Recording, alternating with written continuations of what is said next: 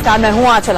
प्रश्नकाल में वो सवाल जिनका पूछा जाना बेहद जरूरी है और आज का सवाल है कि हिमाचल में 2/3 विक्ट्री के बावजूद भी बीजेपी सीएम क्यों नहीं ढूंढ पा रही है। गुजरात में ऐसा क्या हुआ कि पहले से सीएम पद के लिए जिन 3 नामों की चर्चा थी वो पीछे छूट गए और फिर से रूपानी के राज तिलक की घोषणा कर दी गई। हम आपको हिमाचल और अहमदाबाद दोनों जगह पर ले चलेंगे और बताएंगे कि अंदर खाने क्या कुछ हुआ और क्या हो रहा है। लेकिन सबसे पहले गुजरात से ग्राउंड रिपोर्ट देखिए और फिर हिमाचल चलेंगे।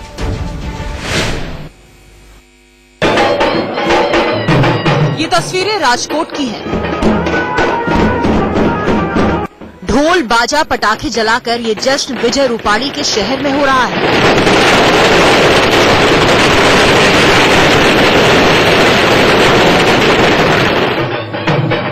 अब 2 तस्वीरें एक साथ देखिए। अहमदाबाद में बीजेपी हेडक्वार्टर में विजय रूपाणी को विधायक दल की बैठक में सीएम चुने जाने के बाद मिठाई खिलाई जा रही थी। दूसरी तरफ राजकोट में उनके शहर में उनके घर में जश्न का माहौल है।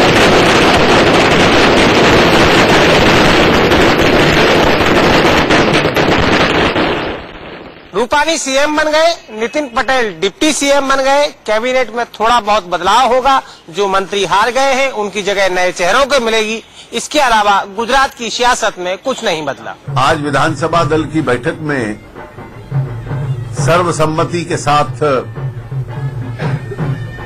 श्री विजय भाई रूपानी को नेता चुना गया और श्री नितिन भाई पटेल को उपनेता चुना गया। अब सवाल यह है कि पिछले 4 दिनों से मुख्यमंत्री को लेकर जो नए नए नाम सामने आ रहे थे उनका क्या हुआ। इस लिस्ट में सबसे पहला नाम था स्मृति ईरानी का। इस नाम ने दिल्ली से लेकर गुजरात तक लोगों को चौंका रखा था। मोदी सरकार में कैबिनेट मंत्री स्मृति ईरानी खुद गुजरात से ताल्लुकात रखती हैं, वहीं से राज्यसभा सांसद हैं। लिहाजा ये कहा जा रहा था कि लंबे समय बाद जातीय गोलबंदी की तरफ बढ़ रहे गुजरात में स्मृति को एक ऐसे चेहरे के तौर पर भेजा जा सकता है जिससे ये जातीय गोलबंदी खारिज हो और दोबारा गुजरात मॉडल लीड ले सके। लेकिन स्मृति ईरानी पीछे छूट गई, पर कैसे?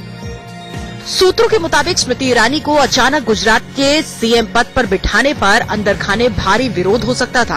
पाटीदार और क्षत्रिय नेता फिर से मोर्चा खोल सकते थे। स्मृति ईरानी का जनाधार नहीं। तीसरी दिक्कत है, पार्टी किसी सूरत में अब 2019 से पहले उपचुनाव में नहीं जाना चाहती, क्योंकि ऐसी सूरत में बिना वजह पूरे देश की मीडिया का फिर से गुजरात में जमावड़ा लगता। ये तस्वीरें अहमदाबाद में बीजेपी स्टेट हेडक्वार्टर की हैं। रूपाणी के नाम के ऐलान के बाद उनका मुंह मीठा कराने की बारी थी।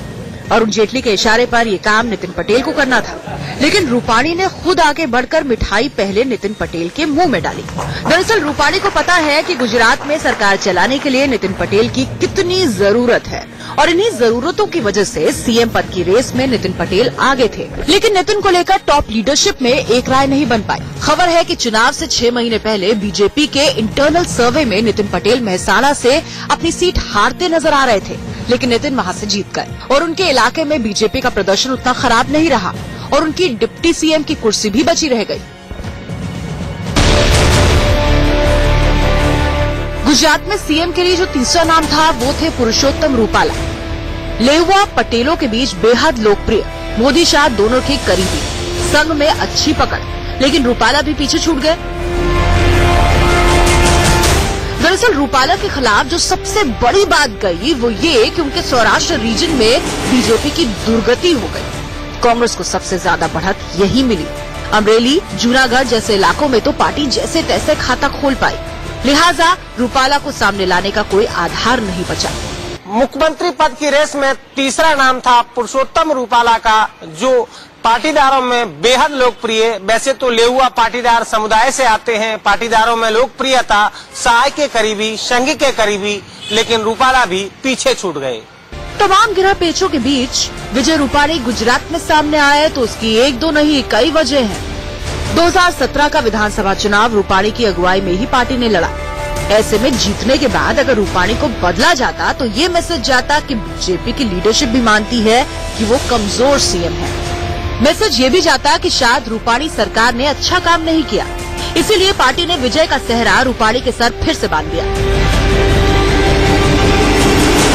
रूपाणी अमित शाह के बेहद करीबी माने जाते हैं। वो अल्पसंख्यक जैन समुदाय से आते हैं। लिहाजा पार्टी का नारा सबका साथ सबका विकास रूपाणी के चेहरे के साथ बुलंद होता है। इसी साल उत्तर गुजरात में जब भयंकर बाढ़ आई तो रूपाणी ने वहां कैंप ही कर दिया।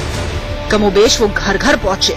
बीजेपी को सत्ता दिलाने में उत्तर गुजरात की सबसे बड़ी भूमिका रही। रूपाणी के फेवर में उनका मृदुभाषी होना भी गया।